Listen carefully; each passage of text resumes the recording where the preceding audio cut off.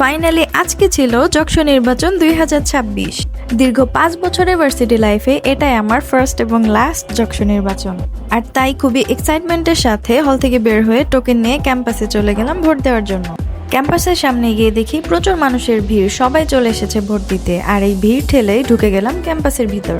যেহেতু এটাই আমার প্রথম এবং শেষ যশোর নির্বাচন, তাই এক্সাইটমেন্টটাও কাজ করছিল অনেক বেশি।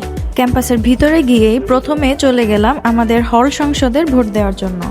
আমার রুমমেটরা সবাই একসাথে গিয়েছিলাম হল সংসদের ভোট দেওয়ার জন্য, এবং এই যে আমরা এখানে ভোট দিয়ে চলে এসেছি। হল সংসদের ভোট দেওয়ার পর সবাই চলে গিয়েছিলাম যার যার ডিপার্টমেন্টের বুথে সেন্ট্রালে ভোট দিতে।